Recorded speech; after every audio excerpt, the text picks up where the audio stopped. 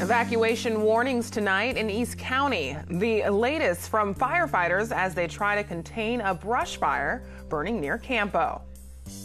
The voters have spoken, and now we have our general election matchups. An update on the big races from last night's primary. I'm very honored. This really tells me that we're on the right track, that we've gained the hearts and minds of the community. Some races were decided last night, including the district attorney race. Summer Steffen talks to KPBS about her decisive victory. Right now, for this next fall, we'll have about 5,700 beds that we will be operating, and then we anticipate when the Sophomore Success Program is fully implemented, we'll have about 8,000 beds that we will be operating.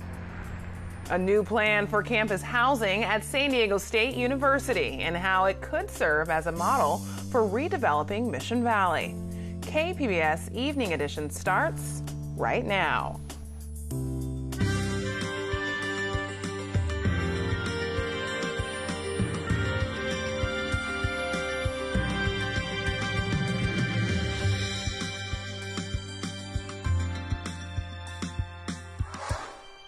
Good evening, and thanks for joining us. I'm Ebony Monet. The stage is set in California's race for governor. It will be Democrat Gavin Newsom versus Republican John Cox in November's general election. Newsom finished in first place with 33% of the vote. Cox finished in second place with 26%, nearly double the showing of the third place finisher, Antonio Villaraigosa. Cox was in San Diego for election night. Newsom was in San Francisco. Here's some of what they had to say to their supporters. We're a state where we don't criminalize diversity, we celebrate diversity. A state where we don't obstruct justice, we demand justice for everybody. Where we don't regulate a woman's body more than we regulate assault weapons out on our streets. And where we invest in children, Jeff Sessions, invest in children where we don't tear them from the loving arms of their mothers and their fathers. We don't do that. Mr. Newsom made it clear that he wanted to run against me instead of another Democrat. Well, as I told him in San Jose at the debate, be careful, Mr. Newsom, be careful what you wish for.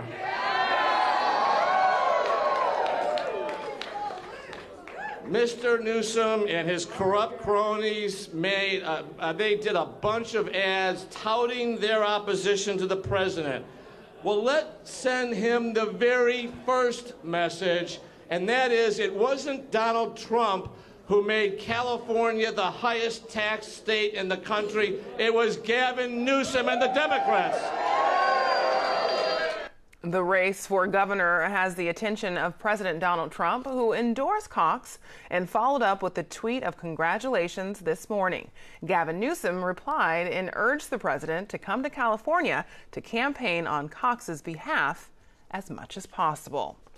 A big question was answered last night in the 49th Congressional District. Democrats were not shut out of the top two spots, and now the focus turns to whether the party can still use the 49th to help gain the House majority. KPBS reporter Allison St. John has more. The 49th was considered the most vulnerable Republican congressional district in the nation before Issa dropped out. He endorsed former California Assemblywoman Diane Harkey of Orange County, and she came out well ahead in last night's vote. But running second, third, and fourth were three Democrats. Mark Levin, an environmental attorney also of Orange County, is currently in second place, with Sandy and Sharon Jacobs close behind. Doug Applegate, who nearly defeated Issa in 2016, came in fourth. This leaves no doubt in this top two primary that there will be a battle ahead for the seat in November. Harkey is not complacent. And I don't expect this one to be easy. It wasn't easy for Congressman Issa. It's certainly not going to be easy for me. But I do think I have strong support. I've worked the district for about 10 years now. There are still tens of thousands of votes to tally. Levin says whichever Democrat ends up taking on Harkey, they stand a good chance of beating her in November. I think Diane Harkey is Issa 2.0. She's his hand-picked successor, and I think we're going to be able to make our case quite strongly in the months ahead, why we're clearly going to represent the working people of this district and not just the very wealthy.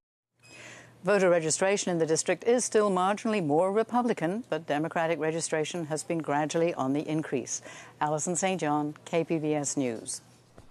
In East County, it was an easy win for Republican Duncan Hunter. The congressman won his primary by more than 30 percentage points. But as Jade Heidman reports, Hunter's Democratic challenger is planning to put up a fight come November. It's no surprise Republican incumbent Duncan Hunter is moving on to the general election. His father was a Republican member of the House of Representatives from 1981 till 2009. Since then, Hunter has followed his father's political path. The familiar name, Duncan Hunter, will now be challenged by a not-so-familiar name, Amar Campa-Najjar, a Democrat and ex-Obama official who looks to run a campaign on values. We're going to lead with our values, but we're going to hold Hunter accountable when it comes to issues that are factual, like violating campaign finance laws, like misusing taxpayer money to build a wall that his father built. And for the past 9 years, Hunter was saying, my old man built this wall, and it's incredible, and reduced apprehensions by 95%. Then why are we going to spend money? Not Mexico, but we're going to spend our taxpayer money on a wall that we already have. Duncan Hunter, the former Marine who's under federal investigation, has been quiet since the primary election. He led early returns with 48% of the vote, while his nearest challenger, Campa-Najjar, snagged 15%. Despite the uphill battle, Campa-Najjar is hopeful he can unseat the incumbent in a red district familiar with the Hunter name. And this is not a campaign that's based on something that you inherit. You have to earn it on the merits. And just like everybody else in my district, we go out there, we earn our keep. And Hunter, this time, has to earn this seat. Daddy's not going to come and save him this time. Jade Heidman, KPBS News. Bill Gore has won his third term as a San Diego County Sheriff. Election results show he beat Sheriff Commander Dave Myers with 56% of the vote. Sheriff Gore spoke with KPBS today and talked about one of the issues in this race, the treatment of the mentally ill in county jail. A lot of them should have never been in our jail to start off with. They should have been in some mental health facility, not in a jail. But where are they? Where are the mental health hospitals in this state? They're non-existent. So they end up in my jail. We try to prepare them, and our challenge now is to form partnerships and transition them back to the community so they can continue to get those wraparound service they need to become and maintain be productive members of our community again. By a nearly 2-to-1 margin, voters have chosen interim District Attorney Summer Stephan to remain San Diego County's top prosecutor. KPBS reporter Taryn Minto talked to Stephan earlier today.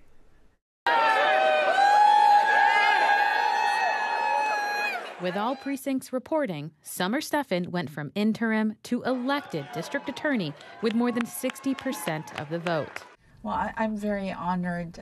This really tells me that we're on the right track, that we've gained the hearts and minds of the community, the broad-based support. But most of the vote doesn't mean all of the vote. More than a third so far went to her opponent, Genevieve Jones-Wright. The deputy public defender ran on a platform that change was needed in the DA's office. Stephan says she's open to hearing from those voters. If people are hurt and they're harmed, and if they have issues, and we want to hear them, we want to listen to them.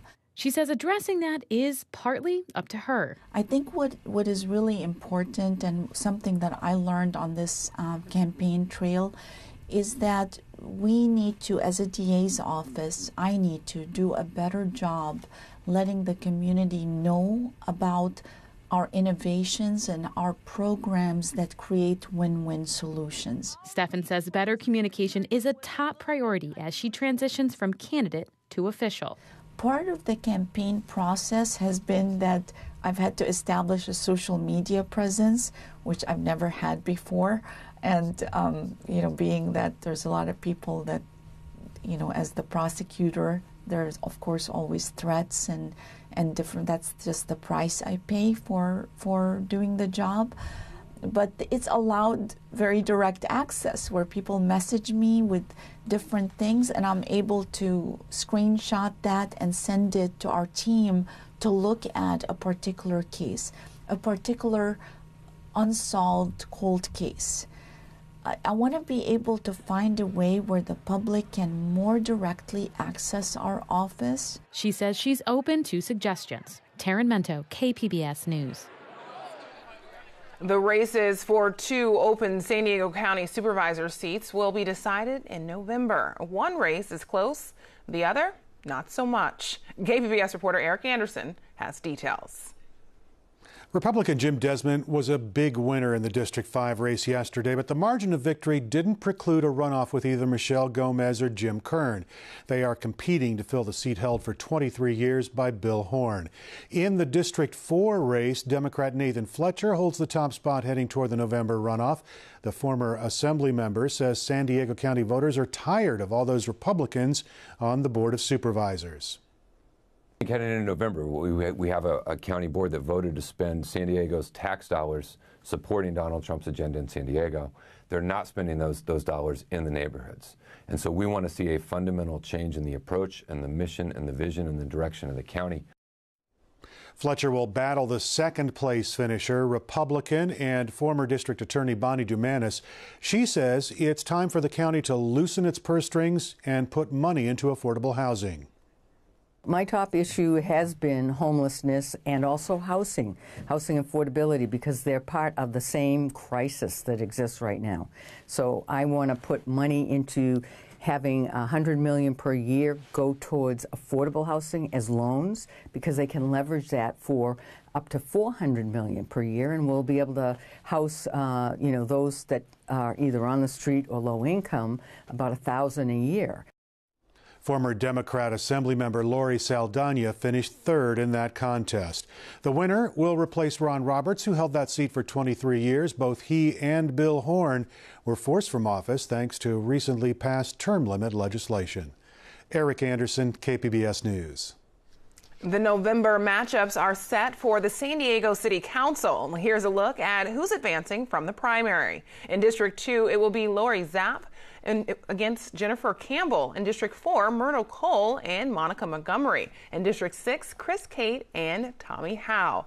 District 8 is an open seat due to term limits. Vivian Moreno and Antonio Martinez are advancing to the general election. A noteworthy result in a local judicial race, an incumbent who was censured by the state and rated unqualified by the San Diego County Bar Association won his primary. San Diego Superior Court Judge Gary Creep was reprimanded for nearly 30 acts of misconduct by the State Commission on Judicial Performance. He made headlines in 2012 for claiming President Barack Obama was not a U.S. citizen. Creep's opponent in November will be Deputy District Attorney Matt Brower. In the lead up to the primary election, KPBS has worked with iNewsSource to follow the money. Earlier today, I talked with iNewsSource reporter Jill Castellano about whether campaign donations impacted the results. Jill, reflecting on last night's primary, we can look back to the race for the 49th Congressional District, which was extremely competitive, and millions of dollars, as you know, went into backing the 16 candidates. How did that impact the race? It definitely impacted the race. It also predicted a little bit how this turned out. The front runners early on were Rocky Chavez, a Republican, and Doug Applegate, a Democrat. Neither of them ended up making it through. What we see is that Rocky Chavez only managed to raise $230,000 for his own campaign, and about $1.8 million were spent opposing him by Democratic groups, negative attack ads and things like that. They seemed pretty successful in making him a less popular candidate, and as a result, the Republican who landed on the ticket for the fall was Diane Harkey instead of Rocky Chavez. And as for the Democrats, Doug Applegate wasn't a good enough fundraiser. He only raised $890,000, and 3 other Democratic candidates raised more than him, including the one who ended up winning on the ticket in second place with 17% of the vote, environmental attorney Mike Levin. And a lot of attention was paid to how much outside money was coming in for the San Diego County District Attorney's race. And as you know, more than $2 million was raised and went into to support the candidate Genevieve Jones-Wright. Why did that not work? It's a really interesting case. A lot of money went into that race to support her because this is the first time the seat was open after 15 years of a Republican serving as district attorney. There was an interim district attorney, Summer Stephan, but a lot of people thought maybe this is the time for a reform candidate, Genevieve Jones-Wright. $2 million of outside money. It looks like it wasn't enough. What happened here? It could have been that they thought that it just wasn't time for this kind of candidate here right now, a progressive reform candidate. Or perhaps what we're seeing is that Stephan's got so much more name recognition that Genevieve Jones-Wright, even with the money, just couldn't make it happen. So, Jill, let's move on to the San Diego County Board of Supervisors, the District 4 Ron Roberts seat, now that he is terming out this year. Nathan Fletcher, former assemblyman, and Bonnie DeMantis, former district attorney, they were the top two moving on to face off in the November general election. What can we expect when it comes to fundraising? Well, we know that in the fall that Nathan Fletcher is going to have a big advantage fundraising-wise over Bonnie DeMantis. He has a lot of help from the Democratic Party. We know he'll continue to get some money from them.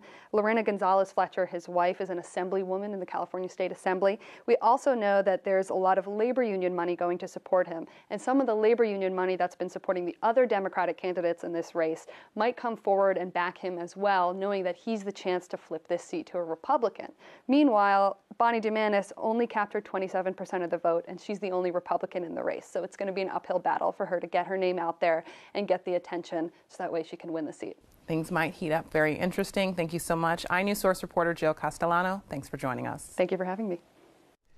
You can find more results and reaction to last night's election results at kpbs.org/election. KPBS will continue to cover the candidates and issues in the months leading up to the general election in November. A trial has been ordered for Richard Fisher. He's the San Diego Sheriff's deputy accused of groping and inappropriately touching 13 women. The charges against Fisher include assault and battery by an officer, sexual battery, and false imprisonment. An arraignment is set for June 20th. Fisher faces nearly 15 years in prison if convicted. A brush fire in East County led to evacuation warnings today. CAL FIRE says the brush fire started around 10 this morning along Highway 94. Evacuation warnings were given to those living on North Campo Truck Trail and La Posta Road. CAL FIRE says the fire grew to 200 acres by the afternoon. There has been no report of any damage to buildings. CAL FIRE says one firefighter was treated for a minor injury. Well, we can expect more warm, sunny weather through the weekend. Julia Wyden has details in tonight's forecast.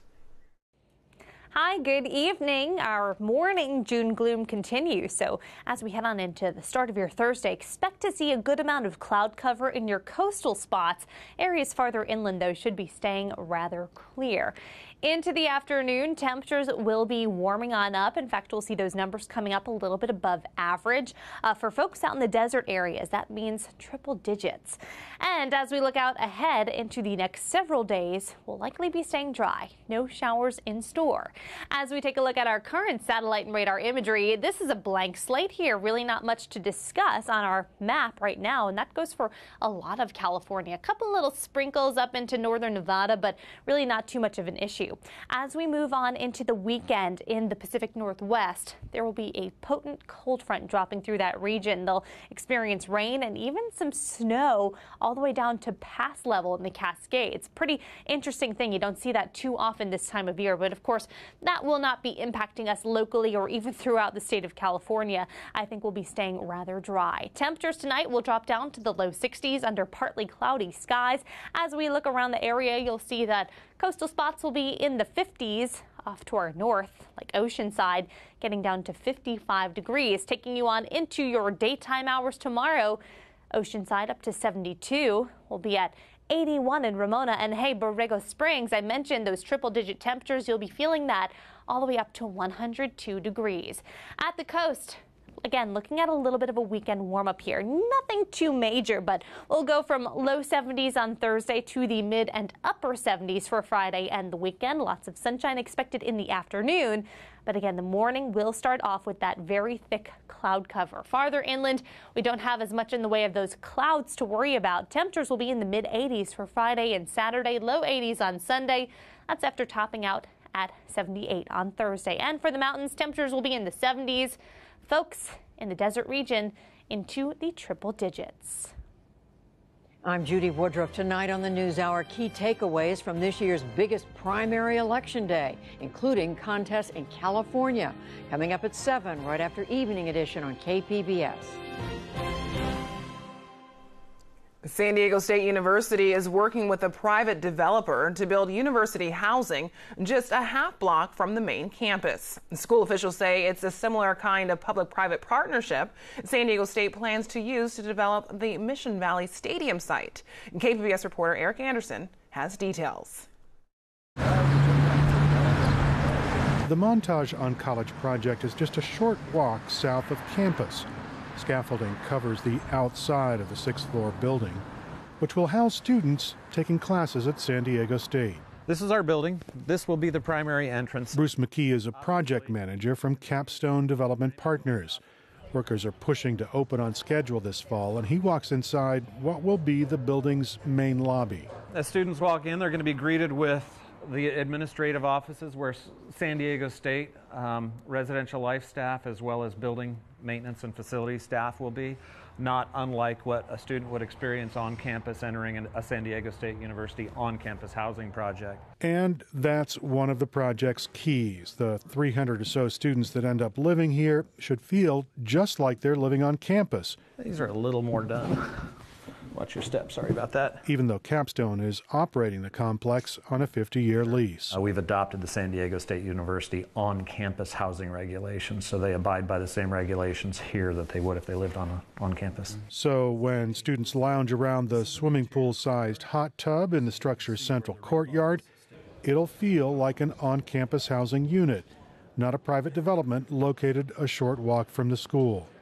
This partnership with a developer could be the basis for developing the Mission Valley Stadium site. Every public-private partnership is a little bit unique and different. In this situation, the developer was able to provide some revenue upfront to the SDSU Research Foundation, and then there's a profit sharing that goes on along the course of the ground lease.